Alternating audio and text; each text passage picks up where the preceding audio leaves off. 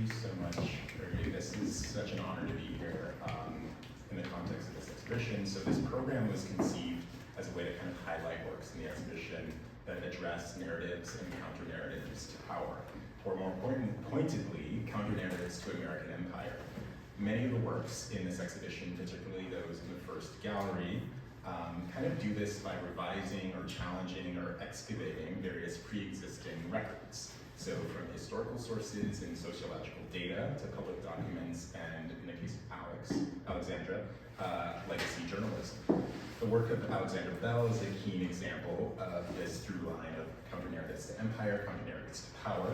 And her piece in this exhibition not only imagines new forms of commemoration in public life and collective memory, but also simultaneously engages with and challenges the so-called official record and first draft of history that we think of in news journalism.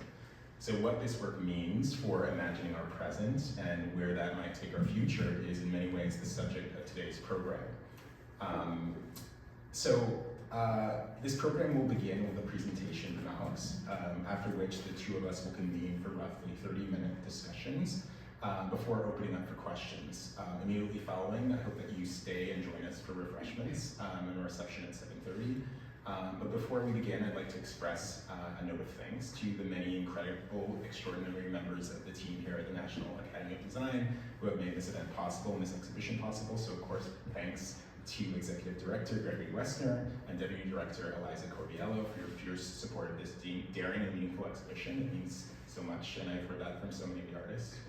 So deep thanks also to Associate Curator Natalia Vieira Salgado. It's a dream to work with you. You are the most amazing curator I've ever worked with. And your vision and intellectual rigor.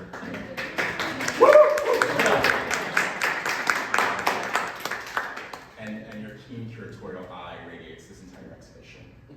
And then special thanks to Frank Dallas for brilliantly, the programs manager for brilliantly organizing today's event. And then finally, thanks most of all to Alexandra Bell, who without whom we literally would not be here. Your work inspired this program, but it also provides this really powerful and pivotal anchor to this exhibition overall. So with that, please join me in welcoming Alexandra Bell. Thank you. So I prepared a short 50 slides. I'm pretty sure I can get through 15 minutes. I'm gonna try and beat a record. They're text heavy, not surprisingly. Don't have to try to read everything.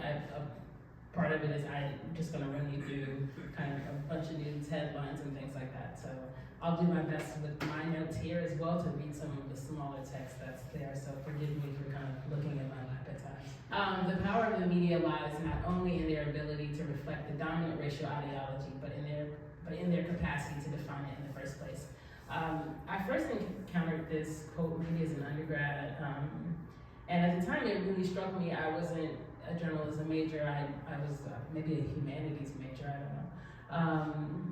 But years later when I started working on the Counternarratives series, I came back to this a lot to think about some of the ways in which media actually helps define how we see and think about race.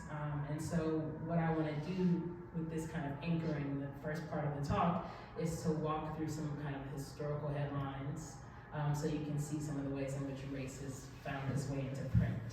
Death penalty properly demanded in fiendish crime of 9 burly Negroes. This is from the Huntsville Daily Times in 1931. It's about the Scottsboro Boys. The Scottsboro Boys were 9 African-American male teenagers accused of raping 2 white girls. The paper is kind of actually calling for them to be prosecuted or killed. Really, that's what they did at that time. New York Times, my favorite. This is a lovely profile of everyone's favorite dictator. Her Hitler in the clouds. High up on his favorite mountain, he finds time for politics, solitude, and frequent official parties. This one's Life magazine, 1941. Shortly after Pearl Harbor. This has annotations, so some of these slides that I'll show actually also include some of the methods that I ultimately use in my work. Unfortunately, this one's annotated. The top line is U.S. citizens have been demonstrating a distressing ignorance on the delicate question of how to tell a Chinese from a Jap.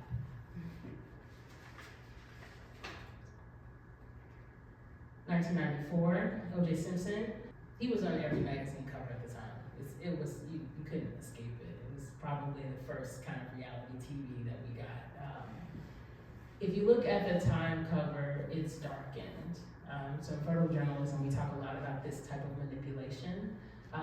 It actually criminalizes him in a way, and it's a big no-no. But also photo manipulation is an example of that. This is actually one of my favorite ones. I'm still blown by it. This is from an ultra-Orthodox newspaper in Brooklyn. That's Zertong, I think is how you pronounce it. This is a situation room photo. So this is actually documenting the killing of Osama bin Laden. So if you look in the front, you see Hillary Clinton, and if you look in the back, you see Audra Thomason. She is the director of counterterrorism, I believe. Next slide. They removed them. He said they have a long-standing policy of not featuring women in their paper. Still blown by that. Mostly that this guy here got a whole new arm drawn on, which it was originally covered by Hillary. This is just me walking into a bodega. I'm a lot of fun usually. If you look at the top, they want new life in America. It's juxtaposed with this destroy America in this big text. That actually isn't America's border. That's Mexico's border. So it's also a misleading framework.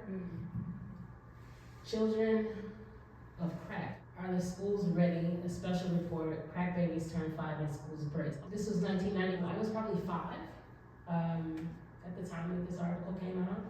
And the opioid epidemic, so this is just kind of a juxtaposition of kind of how media handles topics dealing with kind of predominantly Black people versus kind of white people. This is a very kind of sympathetic, it looks like a Gerber ad, actually. Next slide. Okay. So to the work that is at the entry point, Teenager with Promise, annotated. I first started thinking maybe about this series in 2013 when I was in my final year at Columbia Journalism School. At the time, we had to do a project where we read 3 newspapers a day. And part of what we were trying to do is compare how different newspapers handled the same topics and what they decided to cover. So it was an exhausting practice. The Times, the Daily News, and then the Wall Street Journal. The Wall Street Journal is a little more stats driven. Daily News is definitely a very kind of quick read. The New York Times a little bit more in depth. Fast forward maybe 3 years, we're in the summer, there are a lot unfortunately, police killings. There's Philando Castile, there was Corinne Gaines, and my friends and I were meeting to talk about these killings, and the conversation quickly shifted from us complaining about police to us complaining about depictions. And so I was very interested in how this practice that I remember from journalism school actually was the framing of this conversation that we're having with kind of 2 like lay people.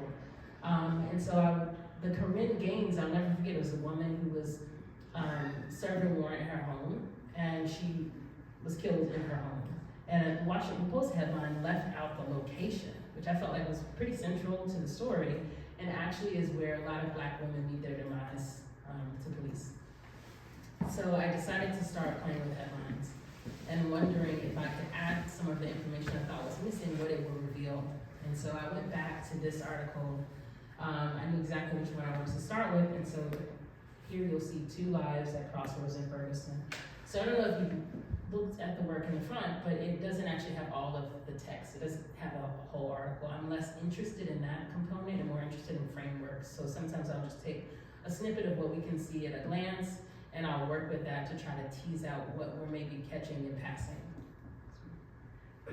This is a closed version. I just decided to pull it online and was kind of working, I think, digitally at first. Same here, but it felt really weird kind of typing in my comments.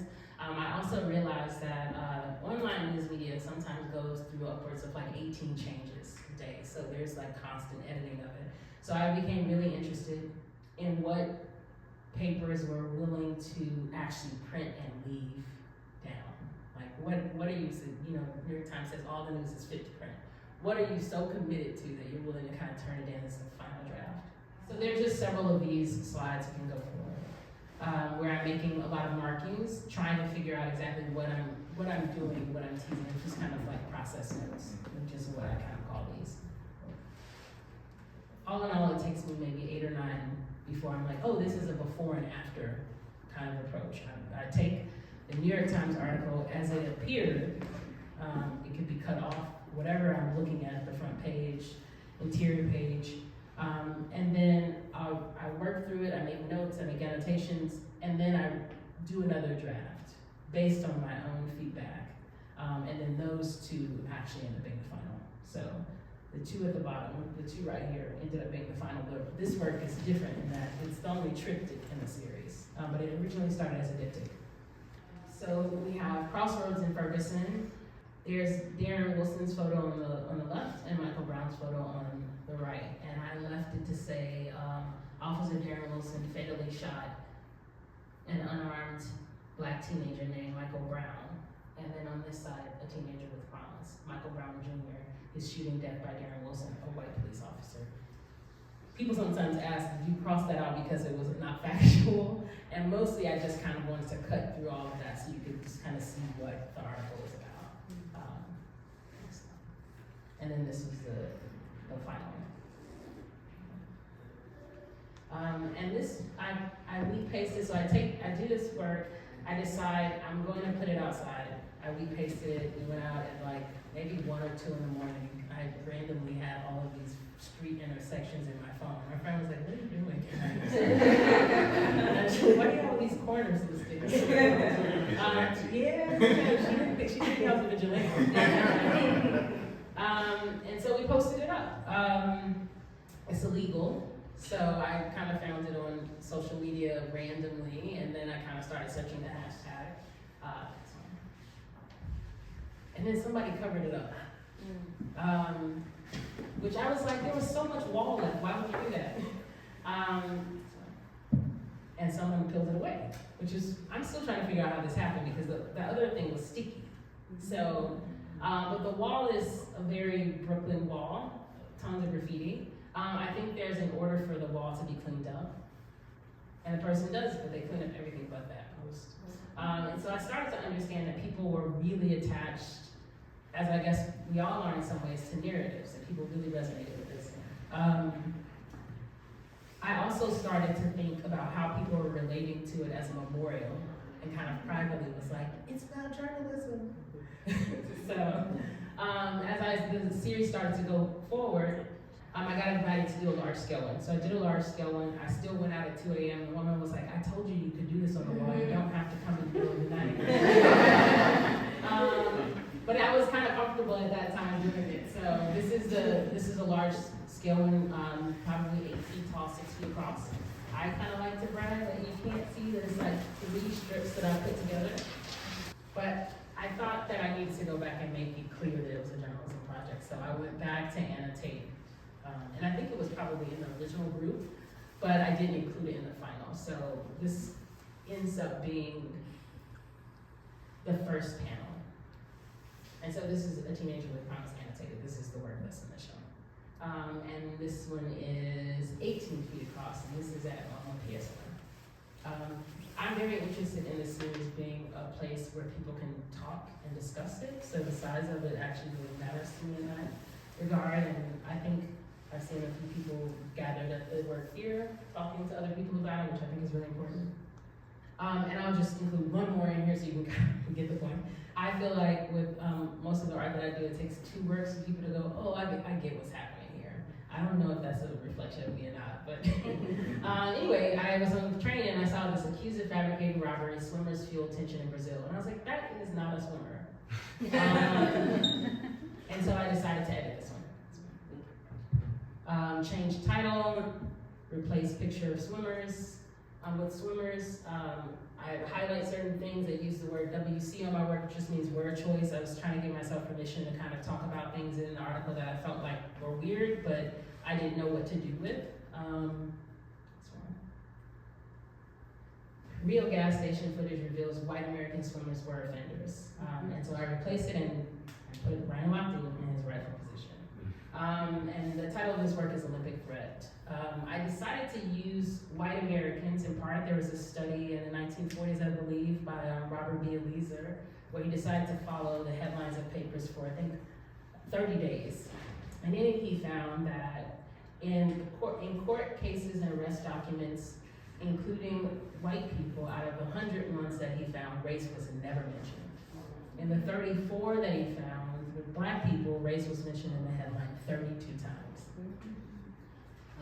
But I also was really interested in the idea that, like, American isn't necessarily white. So welcome to the hyphenation, you know? That one I think is 10 feet across. Okay. This is my new series. We decided we would talk a bit about how I've approaching language or words within the article outside of the framework. So I've been thinking a lot about some of the words that I encounter in the pieces and how I can define what they are. But I came up with this title, Warning Signs, Disputations on the Power and Efficacy of the Fourth Estate. So Disputations on the Power and Efficacy of the Fourth Estate is actually a rip of Martin Luther's 95 Theses. The idea is that this work will be posted outside. Although I heard some of that is a rumor, he can go like door to door, might go one door. But it derives from the AP Press Style Guide, which in journalism school we said was a journalist Bible. It's kind of like you look in there, it gives you a word, it tells you how to use that word, the best approaches to that word before. And so I started making a list of all these words and phrases that we see a lot of, that we maybe take for granted. Officer-involved shooting, both sides, clash, official sources, according to authorities, migration, that's more of a topic, riot and loot. This is kind of an example if you look digitally for in the style guide. So this is one word, incident. Usually there is, for the journalist, an instruction on how to use the word. You can look up child, it would say boy and girl. You look at boy, it would say be mindful of using this word when talking about a black person, given the history, it gives a little background. So I was like, what if I could actually flip Thanos on his head and tell the public what they should be looking for when they see these words? Next one. So I started reading kind of up on this. This is Chinese migrants and the inundation metaphor by Gregory Lee. In this, he traces the passage of the Chinese Exclusion Act to the publication of water metaphors in publications in the 1800s. And it's still a thing. So walls block waves. This study is able to trace the use and the frequency of water metaphors to an uptick in calls for immigration reform and border walls. Next one. So I started looking for these. The calm before the storm, the immigration storm, a large wave of illegal entrants drawn by the president-elect's campaign promises will swamp border patrol's effectiveness. This is, I think one of my friends sent me this one. By then I was like, come on, look for the water metaphors. This is in the New York Times. Frozen immigration system begins to thaw and towns on border brace for flood. Surges also went in there as well. Next one. Jeff Sessions, he's a novelist.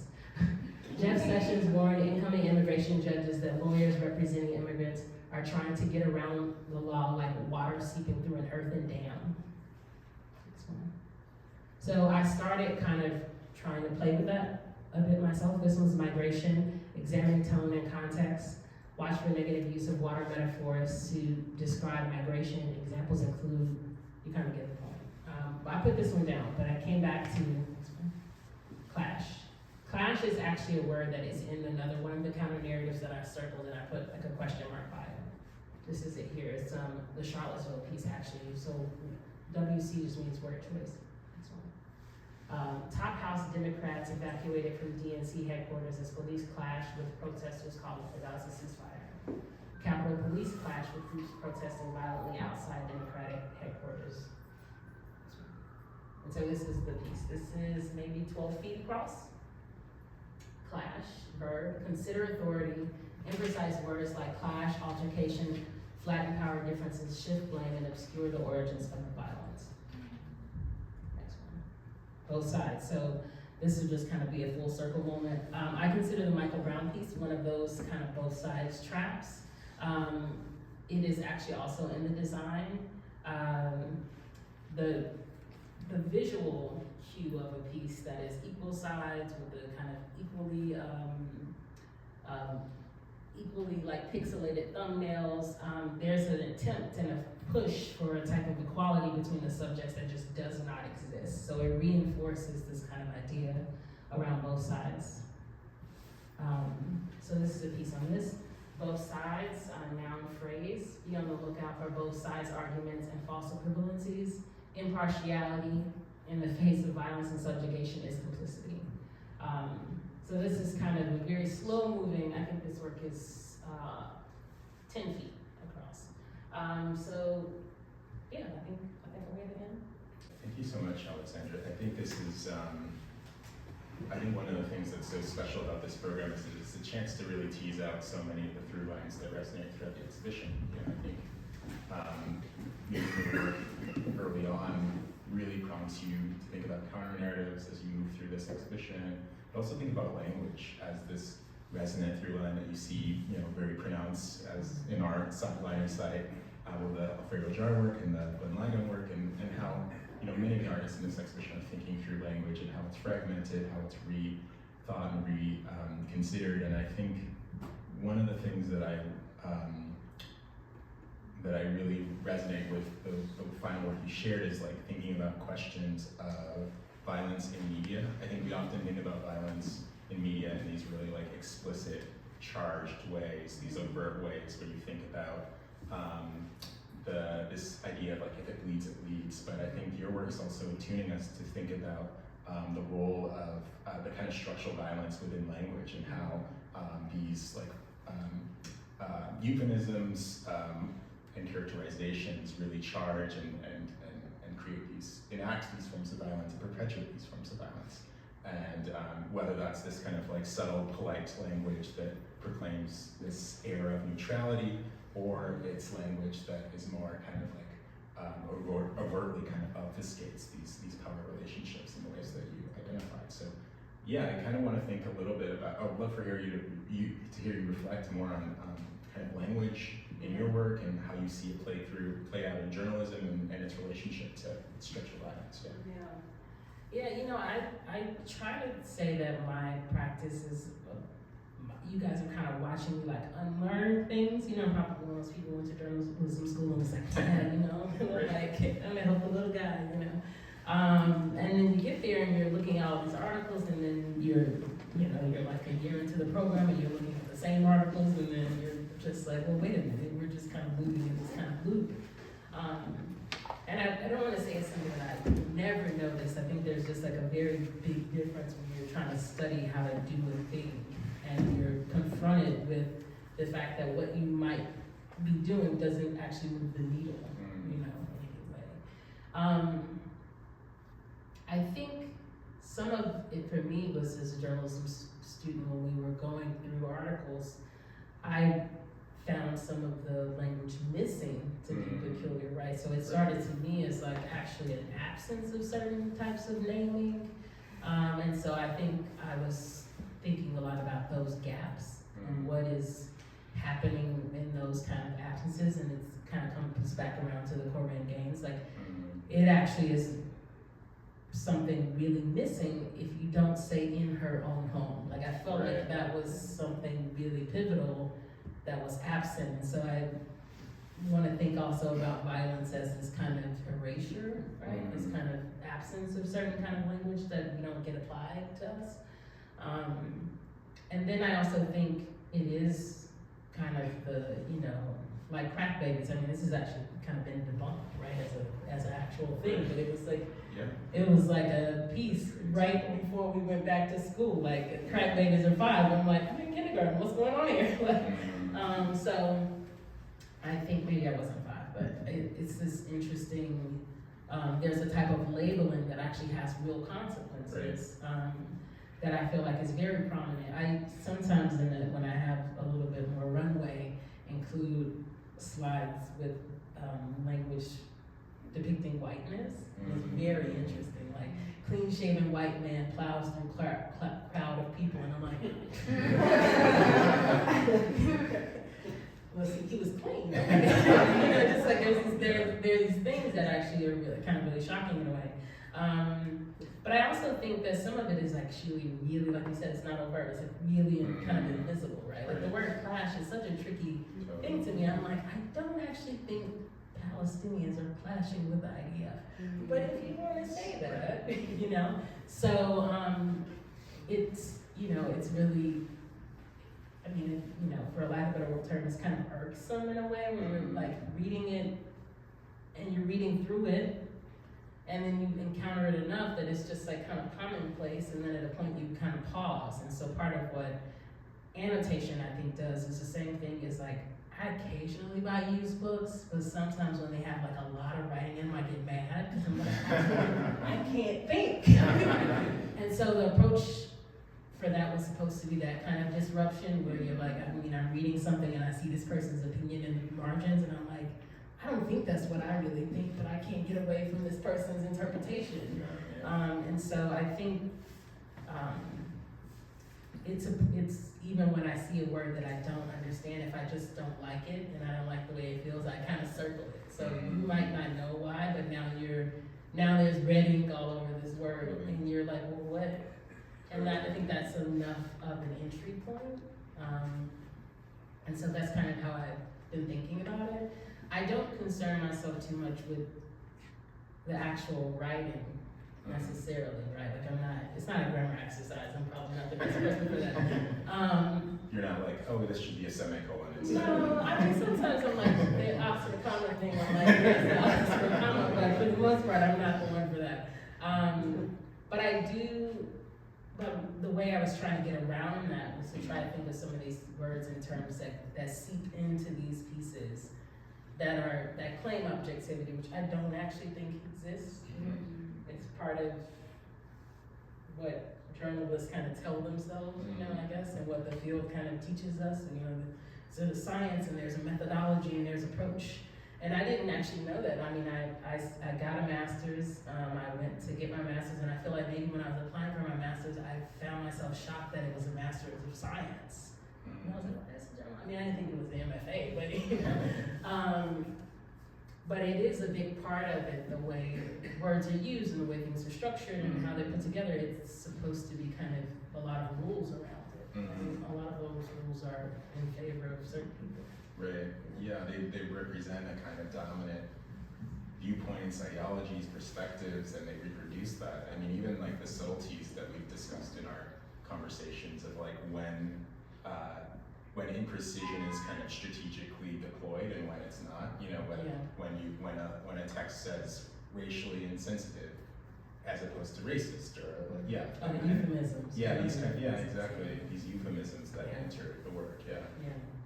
Racially charged, right. Any of the hyphen racials, Right. to put a hyphen on it, it's interesting.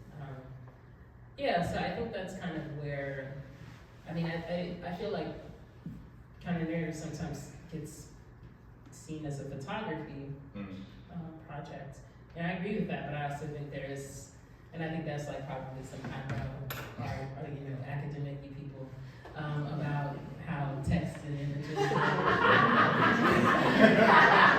I can't speak on that much. I definitely, it was in part driven by language, and then also by these types of juxtapositions I would see between text and image. Yeah, I mean, I think what always excited me about your work is, as Gregory mentioned in the kind of our introductions, is this idea of like the relationship between, printed, published work and publics. This play between publications and publics, and seeing the kind of wheat-pasted initial counter-narratives piece and how it existed in a public space, and how and it's amazing watching the documentation. I haven't seen all of those images, like the one with like the person who was charged with cleaning up, and then they sort of did not blemish this image, and I think it reveals so much about how differently kind of images, text, ideas can circulate in different spaces, and I think that's one of the questions I was also interested to hear from you reflect on, as well as the ways that this project began as this public intervention. We pasted on the streets of Brooklyn, and then you've also presented in these kind of like very pristine white cubes, exhibition spaces at art institutions like this one. And I was kind of thinking about like how the work functions differently for you as it moves from being this like public message. Sorry, I'm like learning how to use the microphone as we speak. on this kind of the sidewalks to like being in an art space, and how, a couple questions within that, but maybe I'd love to hear you reflect kind of broadly upon that. I like both spaces. I think even when I make work that I expect to be in a museum, is start a public space in mind. Yeah. So I'm a size queen. No, but I'm always thinking about something in this kind of grander, bigger space and scheme. I think the public piece started at first kind of practically, and then also with this idea that, hey, we exist in a world where there's all this kind of messaging, all this kind of propaganda, all of these signs, and we don't really necessarily have any control over what we're seeing or what we're looking at. And then there was a practical element, because I think when I first did it, I was like, oh, just put it back in the paper. And like, but I don't think anybody would have seen that. Can you imagine I just kind of go back in and like stick it back? Yeah, it doesn't make no sense, you know. But I was also interested in some being probably responsible, and maybe confrontation is too strong of a word, but there being this thing that might elicit some engagement with somebody maybe you don't know. We kind of watch news and engage news as this really solitary kind of endeavor. And I was interested in recreating almost some of what was happening with my friends, which is where we were kind of like, I think we started because a friend actually accidentally witnessed one of the killings on video, not knowing what she was gonna watch. So we met up so she could kind of freak out, and like, give her some space. And everybody had whatever they had been reading with them.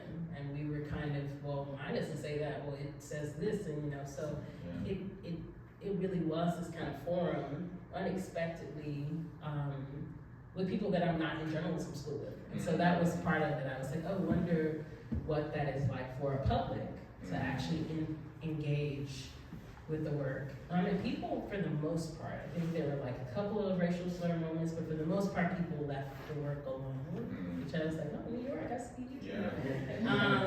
People have spoken. They didn't touch it. I mean, even Darren Wilson was safe. I expected a couple people to cut his hair. I think one time I saw like a really tiny mark where somebody wrote fucker or something. But like for the most part, it was okay.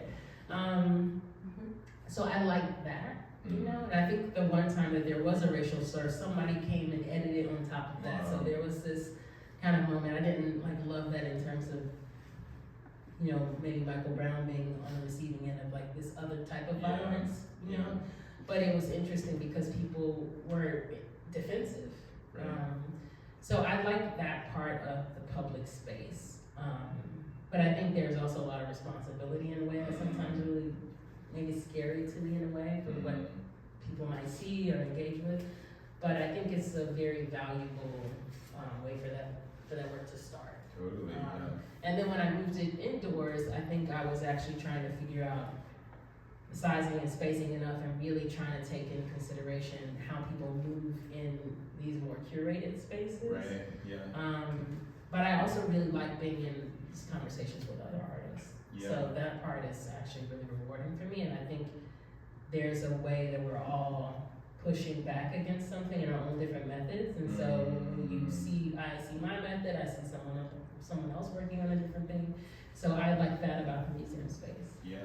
And I think it brings you guys are creating a certain story around the work that I actually really appreciate.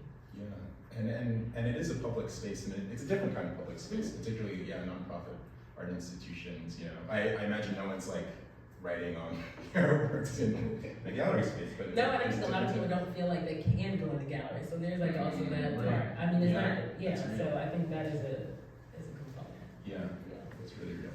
I mean, one thing you spoke about a little bit in the presentation that I'd like for you to invite you to kind of tease out a little bit more is that you mentioned that most of the counter-narrative works are diptychs, but this one is a triptych.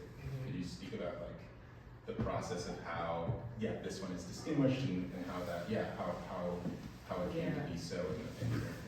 Yeah, I mean, I think redaction is very important, right? So, as an approach, and so some of the decision to include an additional page was mostly to just provide a little bit more legibility around what the series was trying to do, and I feel like you needed my textual input for that. Right. But I still stand by the diptych. That it still exists, doesn't work. It's just a teenager with promise, and that one is a teenager with promise annotated.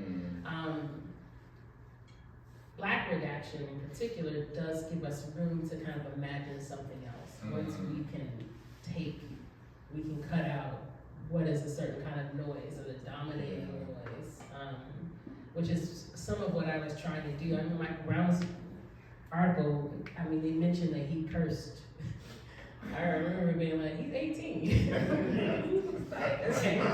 You know, he cursed, he rapped. It was just, to me, you know, a little defamatory, but I also felt like it was crowded. Yeah. And that construction was getting away from this cop killed this kid. You know, so I think that's the story. That is the story, period. Yeah. So there is part of me that is curious about if I wanted to let people see that and judge for themselves. So that is part of it, right? Like how much agency should the viewer have? Do I want to take all of that away, or do I want them to be able to see it? And I still use redaction mostly in all the other ones, and then when you read between the lines, there's like a different story being told. It's almost redacted poetry type thing where you can kind of connect those sentences. There's statements and things in there. But I felt like I wanted people to see that, and I wanted to anchor my decision to redact in that piece, because I say mostly I'm asking questions. Like I'm mostly saying, why does it matter? I'm highlighting, I think maybe there's some highlighting in there, you know, so it doesn't hit like the second piece where I'm actually saying change the photo, change the headline, change the subtext, you know. So that was mostly to kind of make it a lot more obvious. Right. And then I think it really kind of works. Like I think it's ended up serving both purposes, right? I don't know if it was my intention, and maybe memorial isn't the word, but it functions on the street. It functioned as a memorial, and it functioned almost like it's an altar space. Yeah. Which I have to say was an immediate goal. You know, I can kind of be like wearing my outfit, like the journalism, you know. So I came back around maybe to think about it that way later. But I think it was the point of that page being asked. It was like a clarifying note. Totally. Yeah. Wow. And also, you know, I think at another time maybe I would have printed out all of the versions from the process notes, so you can kind of walk with me through all of these different decisions where I'm crossing out text. I erased some text. I just wasn't really sure how to engage it. Yeah. And so I think I cut it at the 2, and then I wanted to go back and say, actually, it should be 3. Beautiful. Yeah. So. I mean, thinking through your process notes, like, I'm seeing them, you know, in this presentation, like, are there ever instances where you kind of elect to revise your revisions, like where you've completed a piece and you're kind of like, well, actually, there's more to this story that I kind of want to unpack, and are you actually, I don't know. Yeah, all the time. I'm like, I sit in the middle of, why are you laughing? Actually, I feel like at least 2 of my friends have banned me from talking about neon. Like at least 2. They're like, I can't do it. I can't do this anymore. Because I think part of what I'm grappling with is I'm also grappling with radicality. Like, is this radical enough for me to be asking this question? Should I be looking in this direction anyway? And I kind of know the answer. Like, should I be showing my process of moving from this one place to somewhere else? I know when I did both sides initially, impartiality didn't have quotations. I remember arguing with a journalist friend that I lived with at the time. It's when I was in Radcliffe, actually. I was living in a collective. I had 10 roommates. And I was like, okay, you want to talk to me anymore? I'll go ask number 8. And I'm like, okay, fine then. I'm going to go to the other living room and ask the other though one of the journalists there, we were talking a lot about this, how we just don't believe that objectivity is a thing. Like it's kind of, and so I'm trying to construct these warning signs with language that I'm also questioning. And so how much of that questioning do I reflect in the piece to the, you know, in a way that doesn't delegitimize the work itself, right? So it's like, in class I have consider authority, and it's kind of like, consider authority, really? You know? But part of it, I'm just trying to get people to think about authority. Like not saying, oh, authority, you should respect authority, you should love authority, authority is a great thing. I mean, I don't think many thinkers, many of, you know, Arendt, Hartman, I don't think any of these people go, oh, authority, love it. You know, like, he's saying it. But, you know, can I put quotations around everything? And, you know, do I mock the entire work, or do I have to find these selective places? So I went back and I edited. So I have an impartial, I have neon in my studio. I have impartiality by itself, and then I have impartiality with quotations. Right. And that one made more sense to put back in, because that one to me is actually just not really a thing. And authority, we can argue about if it's legitimate or if not, but it's something. And so I grapple with that a lot. And the neon folks were like, you can't edit the neons. And I'm like, sure I can. It's just a bunch of pieces. So both sides originally had an opposing view arguments or something, and one friend was like, well, yeah, opposing view arguments. So it was, but I changed it to false equivalencies like the day after I got the work delivered. It was very serious. But he got it something like a little bit more toothy. I thought the sentence was like a little uglier, but so yeah, I kind of go back and forth, like a lot. Wow. And so I put that down, and it's over there. It's on my wall. One of them is on the wall in the space where I work, and you know, I let it be. Yeah. But I think some of it is I also don't know if it's good for me to try to get it to some place that feels really perfect. Like, what will people argue and talk about if, like, I figure out how to tease it out so much that it's a thing. Like, I really kind of want people to be like, authority, what are you talking about? You know, as opposed to me, like, underlining it or coming up with creative ways to be like, I don't want to claim this word. Right. I need it for the purposes of the piece. Yeah, so absolutely. It does get a little tricky. Totally. Yeah. Especially as it's exposed to these, But I don't feel that precious about journalism, which is why I became an artist. So it was like, oh, I can make this kind of go where I want it to go and do what I want it to do, and I can use all these symbols and things that you recognize, whether it be red ink or highlight or dictionary, like, you know, the structure of a sentence, so you go, oh, I recognize that. Oh, that's not what I'm used to seeing. And so I have space there, and I just kind of have to not be at war with myself so much. But I spend a lot of time being like, I think I could just fix one little thing. Wow. Yeah, I mean, that totally makes sense. I mean, redaction. Annotation. It's interesting because this work straddles so many narratives of American life and kind of distinct eras of our understanding of public life, you know, like from, you know, the Obama administration and this kind of like false narrative of the post-racial America, and to, you know, the rise of Black Lives Matter and how it left this indelible imprint on the kind of discourses and conversations and our reflections and understanding of the legacies of this country, and to the Trump administration in Charlottesville and January 6th and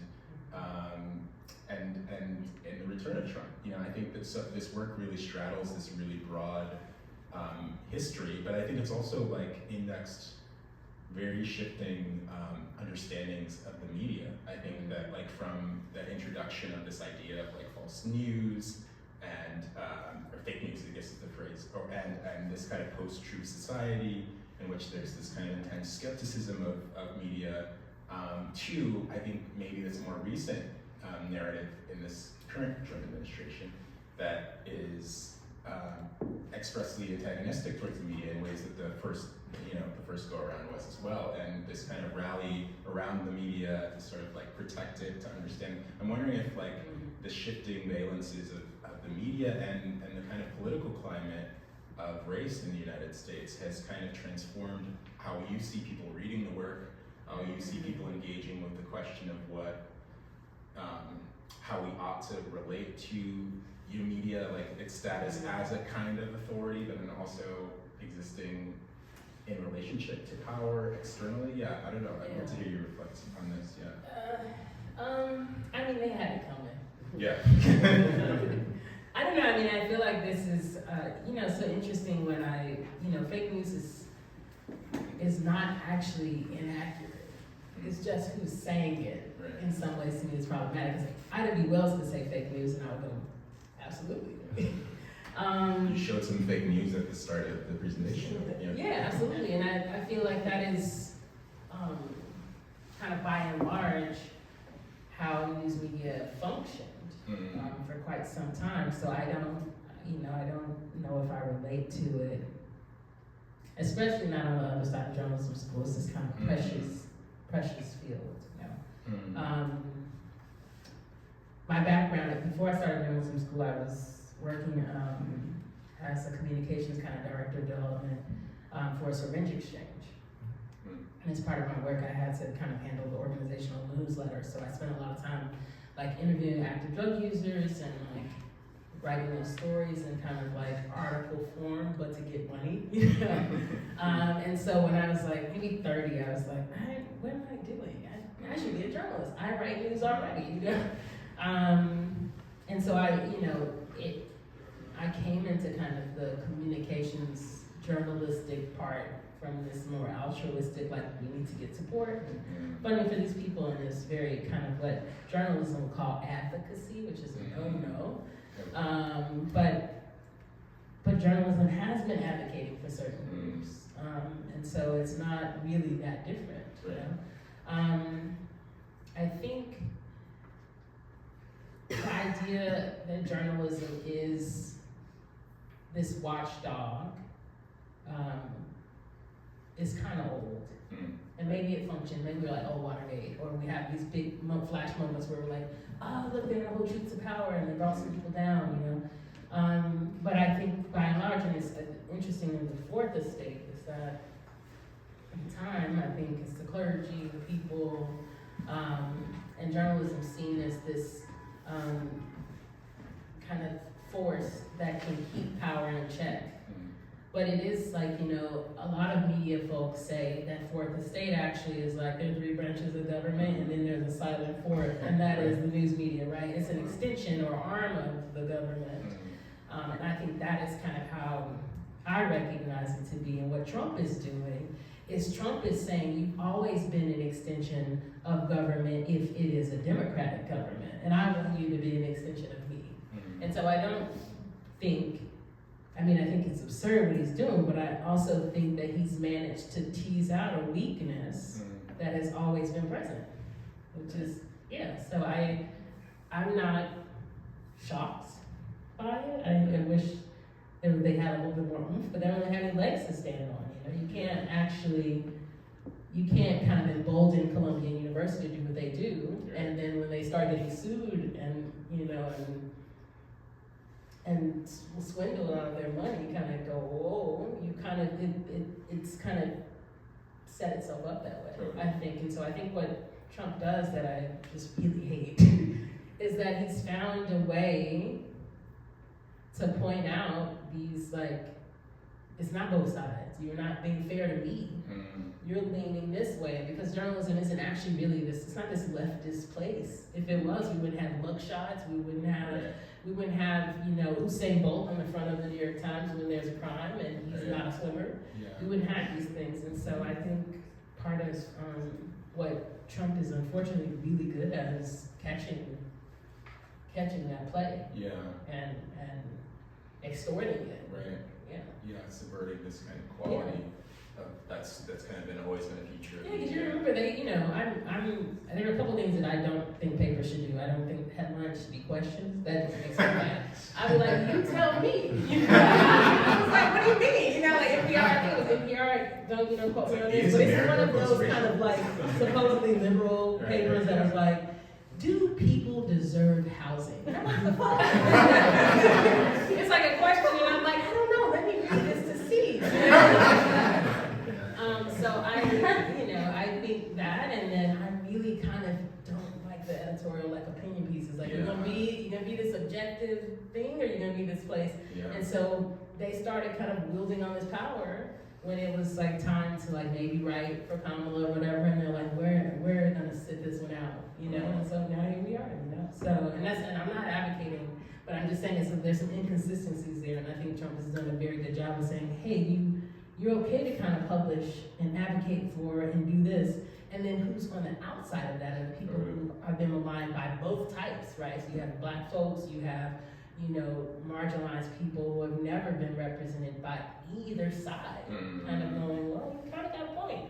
Well, You know, it's just that he's not a victim. yeah. You know? Yeah. I mean, there's a lot. There's so many directions. I mean, it's often said that like thinking about the Archival Imaginaries, right? Like it's often said that, you know, newspapers, the media constitute this first draft of history. I mean, how do you think about, you know, that relationship then? I mean, given that, you know, you showed us a drafts of history that tell a very different narrative about, you know, the American past than might be the kind of idea of like making America great again, or maybe it is the idea of many people who kind of talk about making America great again, a very kind of xenophobic, just, you know, kind of repressive model of what the United States has been. So yeah, I'm kind of interested in hearing you reflect on this idea of how do we preserve this that project? I mean, it even makes me think about Which project? No, sorry, not the project of Okay. not the project of the United States, Okay. but this project of a kind of a counter-narrative and to that. I mean, it also makes me think about Ketanji Jackson's kind of like Supreme Court briefs and how, you know, she's taking a much more direct reply as in writing these minority reports to these conservative majority opinions in the interest of the fact that, you know, historians will judge, you know, how we understand this moment, you know, regardless of whether or not the United States becomes more expressly authoritarian than it already is, or more expressly imperialist than it already is.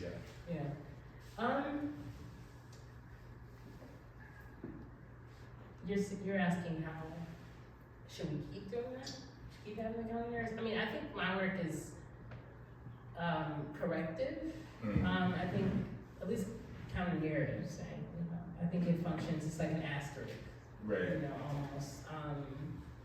But wait a minute, kind of moment in thinking about Circling the word, underline. Yeah, just the piece, the function of the work as a whole. Yeah. Even, you know, I think I look at it that way, and I think that is a broader like function for everybody else to kind of see. Hey, look, there's like actually an alternate way of seeing this moment.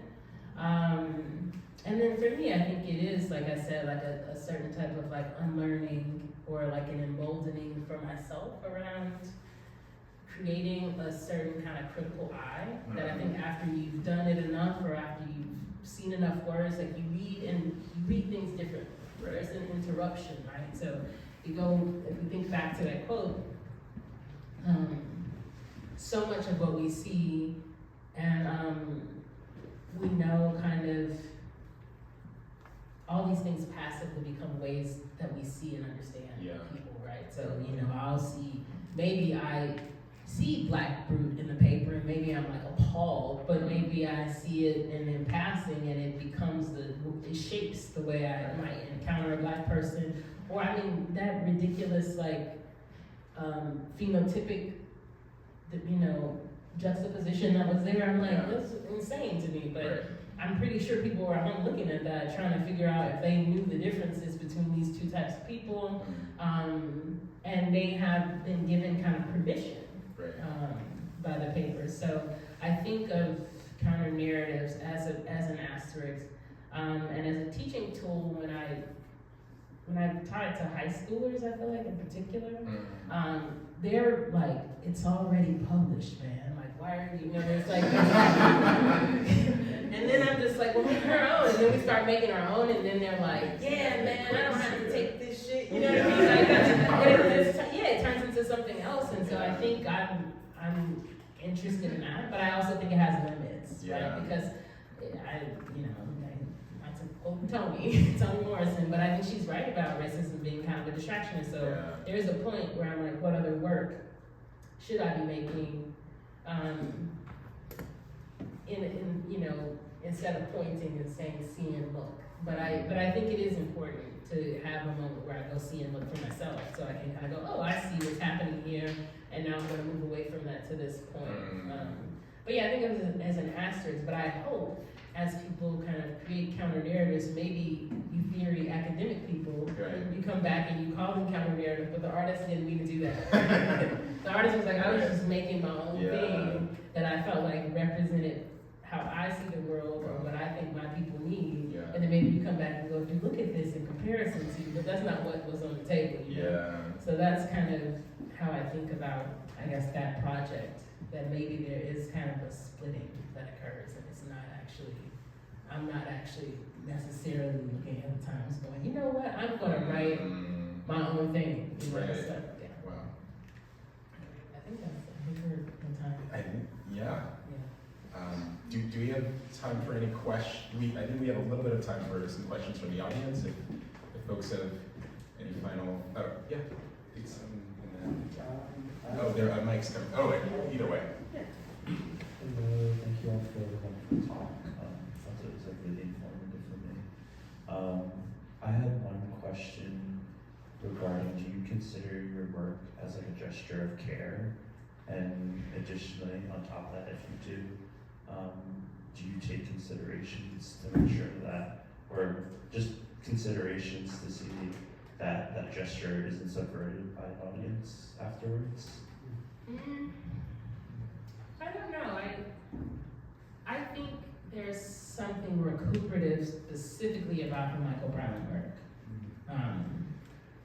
I don't know if I would say that about other work that I've made. I think that work actually, because I'm in some ways advancing a cover that I don't actually think the Times would ever have, right? And I think of the counter narratives, that is one that I feel like is more unlikely. And then in the other ones, it's like you could have very easily just had this be the cover. You know, this could have been the article. And so that one to me is a gesture in a different way. And so I think there is some care and so like heart that went into that one that I don't think permeates the other work. And then I think this is probably how I moved to the neon work, is that the second series that I do about the Central Park 5 is actually me kind of going through and highlighting a lot of the negative language. And so I have questions about that, and like I don't think it's not one of those questions of should I have made this piece, but I think I kind of hit a point of like, will my work all emerge from these types of moments? How much of an asterisk do I want to leave, right? That one is a big one in a way. And so there's questions around what's necessary, and I think when I left that work, I was like, oh, you know what, I think I'm gonna take a beat, and I'm going to create something that is like from my own mind, language, something I'm gonna write, and I don't have to like necessarily pull from a particular traumatic event or whatever, right? And so that is the neon work is like a response to that self-challenge. But yeah, the work there, I definitely categorize it kind of as an act of care.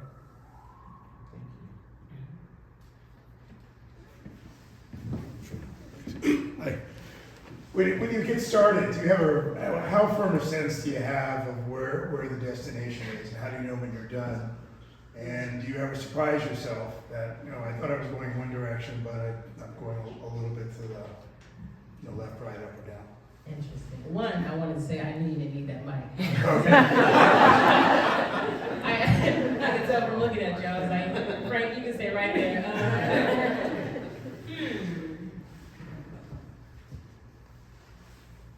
I would say that this work is probably the one where I had no idea. Like I was kind of improv and kind of moving through. I just didn't know. The other ones I feel like are more intentional. Like I know what to look for. And I wasn't really looking. was kind of passively, I was on the train when I found the Ryan Lochte when I was like on the way to work, and I was like, wait a minute, what? I'm like, I looked at the front page again, like I flipped it around.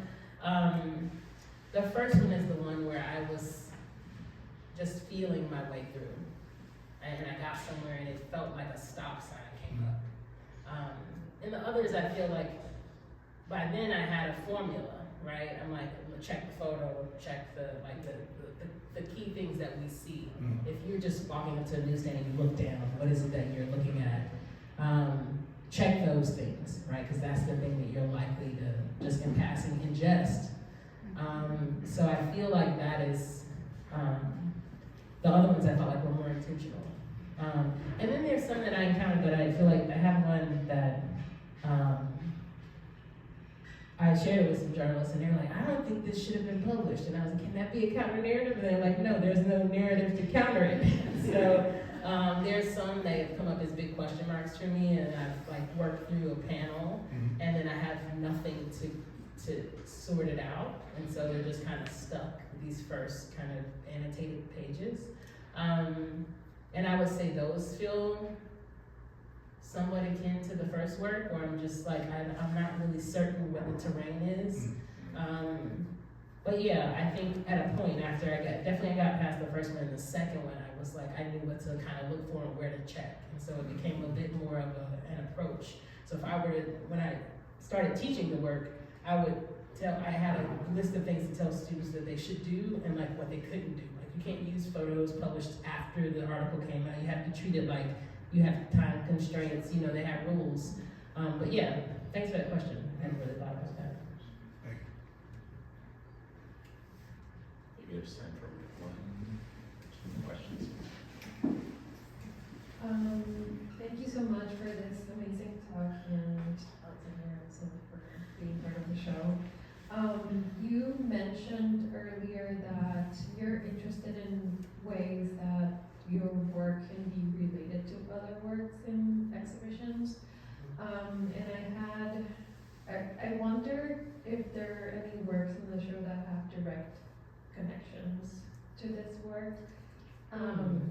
Or, I don't know, maybe the obvious one is sitting next to me. I'm putting you on the spot, Tanya, because you're also in the show. But I'm a newspaper fan. But the first gallery, when we organized the show with G, it was very clear to us that we wanted to focus on the past and the present and looking at history and obviously, looking at imperialism, but I don't know. I don't know if you have other pieces that spoke to you. I mean, so one, I'm a light and lover, so thanks for the room and the direct view. I will say I hadn't actually thought about my work with another country in the show. But it's a funny thing that happens sometimes. I'm kind of like partially on the social media break, so my page just kind of doesn't exist, but I consume it a lot, and there's this funny thing that happens every now and again, like a white person will tweet something that is like a very known black thing, and like they're very perplexed. And then a black person will see it and tweet it and go, to America's man, to America. So I'm thinking about actually my work and like the things that we see. I mean, I don't actually think this is exactly what Lighting was working for with another country, but it is very much in that same thinking for me of like, oh, in a world, this article exists and it's like totally fine. And then there's a space in which my article exists and it makes the most sense, right? It's like we're in these completely different countries and worlds. And so there's that part of me that was like, oh, I'd be great to be in the show with this person. I love their work. It's like why I decided to become an artist. And then also like, that piece does kind of say something about my work. So I think it was the first time outside of my own kind of like life of his work that I'd actually thought about it as not just like, oh, he's done some news work, news items, but like, oh, I think this statement actually defines this kind of division in a way, right? You can kind of see these as functioning as like two different countries, two different places. So I think that is probably one that was a bit of a surprise for me. Yeah, I was just like, oh yeah, man, I was in the show, you know, and I was like, oh, okay. So yeah, that's one that kind of really resonated with me in terms of, I don't know if that's what you guys are aiming for. Yeah. I don't know if you want to talk about it. A little bit more about, I don't know how the show is organized. Yeah, that's a great point. So, yeah, as we were thinking about the exhibition, there were definitely like sort of through lines that emerged, and I think one of them was this kind of entry gallery that thought through really, devastating histories and critiques of empire and offered these kind of like counter-narratives. And then, and from there, also thinking about broader questions that intersected with Americas as something that's beyond the United States, as Americas in the plural. Questions of public messaging and language kind of resonate throughout, and also particularly in this gallery, ideas around mapping and cartographies and imagined cartographies and the ways that artists sort of think about the ways that you can dissolve or unthink or remap borders in new ways, inventive ways. And then also ideas about not only history but ancestral legacies, and thinking about craft practices not only as in kind of like systems of like rigor and virtuosic kind of ability, but also indigenous and familial kinship forms and ancestral knowledges. And that's something that was like a major thread that we wanted to explore. Architecture, the built environment, and landscapes, I think, was definitely a key theme. Like thinking there's a lot of resonances of like geometric abstraction and patterning that kind of is very much connected to this kind of idea of like the technical precision and complexity of various craft practices as a category of knowledge, as a form of ancestral knowledge. Was a really meaningful and kind of powerful through line as well. And Natalia, maybe anything else to sort of add? I feel like there are more. No, I think that you summarized everything, but I think it's also like on art terms, like thinking about, imagining futures, legacies, everything, but kind of from our perspectives. And, there's works from different parts of the Americas here, and we wanted to focus on, guiding principles and ideas that, connect us all together. Yeah. Mm-hmm. Yeah, and maybe on that note of future and present, while we have reached time, maybe I'll end with just one more question for you, Alex, and you can answer this to the extent that you wish. Obviously, like any question, it's I'm curious, like what's the future? Yeah, what's next for you? What do you want to point our attentions to in terms of like future projects? Will it be kind of how does it's been really special to see how the life of the Counternarratives series is like imbued in these subsequent series by you, the neon works, but maybe just an invitation to point us. I'm working on a multimedia collage. Wow. It's a place where I get to house my meme and GIF obsession. Wow. Okay. Yeah, so I'm actually thinking a lot about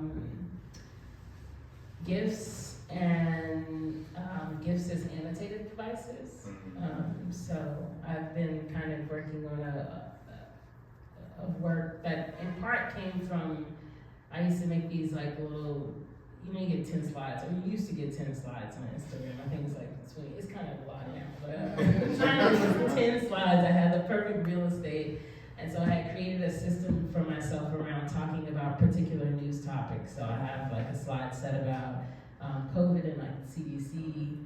I have some about, and that one I think is pretty funny because there's like, Biden's like, I can get rid of COVID in like 30 days. And then then there's like the next slide is the news being like 2022 COVID rates surpassed, like, when Trump was in office. And so, but in there, I think even from, and I'm kind of on this like really kind of freaky idea that somebody's just gonna unplug the internet. And so like all of this discourse is just gonna get wiped out.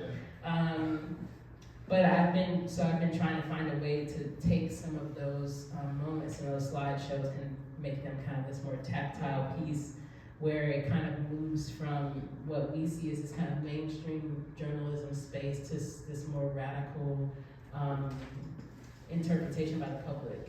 And so I think the through line for my work is actually just kind of putting stuff in front of people to kind of, because I'm really kind of trying to tease out what their thinking is about these things. And so what I find in social media is great. You can get like, you know, an article about Charlie Kirk and then somebody will retweet it with like a different kind of meme, and it's added a lot of meaning to that particular headline. So I've been trying to get that down kind of on the surface.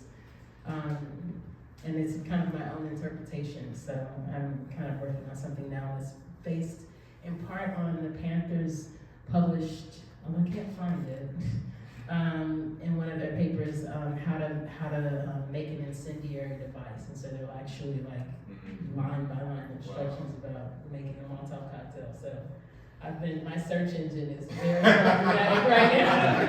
It's like, hey, how to make, and then they're like, we can't give you that. I'm like, no, on research purposes. So yeah. Yeah, okay, wow. My FBI files. So, yeah, it grows. Well, maybe that's a good place to end. Thank you so much, Alexandra. It's been such a pleasure having you.